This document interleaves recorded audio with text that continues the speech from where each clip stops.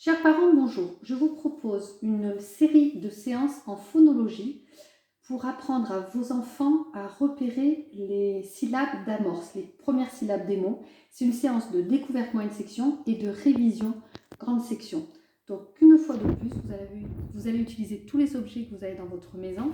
L'idée, c'est de chercher des séries d'objets dont le nom commence par la même syllabe. J'ai choisi par exemple une série avec la syllabe ba, ballon, balle, banane, bateau. Une série avec la syllabe cou, couverture, couteau, couvercle, coupe. Une série avec la syllabe ta, tablier, tasse, tableau. Une série avec la syllabe sa, saladier, salade, savon, sac.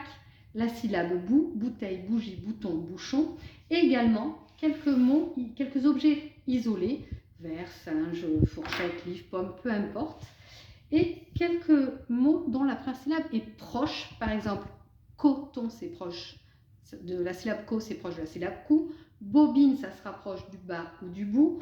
Ou carte, ça se rapproche du ta. Donc quelques mots un peu plus proches.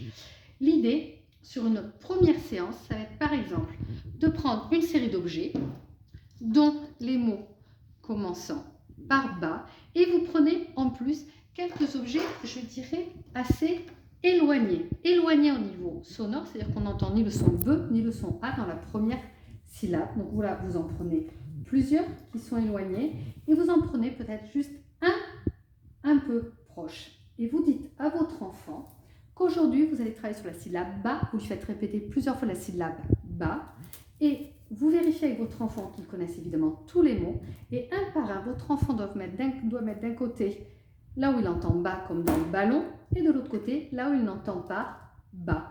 Il nomme chaque objet et il les trie.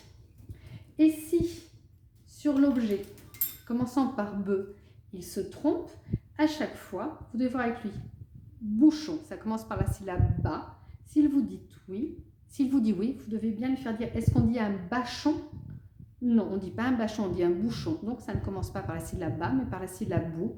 Et vous le mettez ici. Pour les grandes sections, vous pouvez complexifier en fait en mettant plus de mots proches, c'est-à-dire vous pouvez mettre plus de mots dans lesquels on entend le son A ou plus de mots dans lesquels on entend le son B. C'est le même exercice, mais qui demande une discrimination auditive, une écoute plus fine. Et l'intérêt, c'est chaque jour, finalement, de travailler sur une syllabe différente.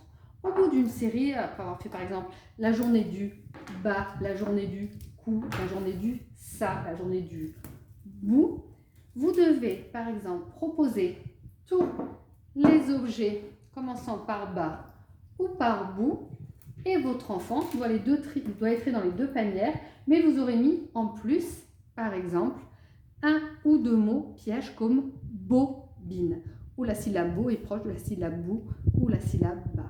Donc vous travaillez avec les objets du quotidien, une syllabe différente par jour. Au début, on trie la syllabe bas au milieu de plein d'autres. Après, on trie des mots commençant par des syllabes proches. Pour les moyennes sections, on reste plutôt sur des syllabes un peu éloignées.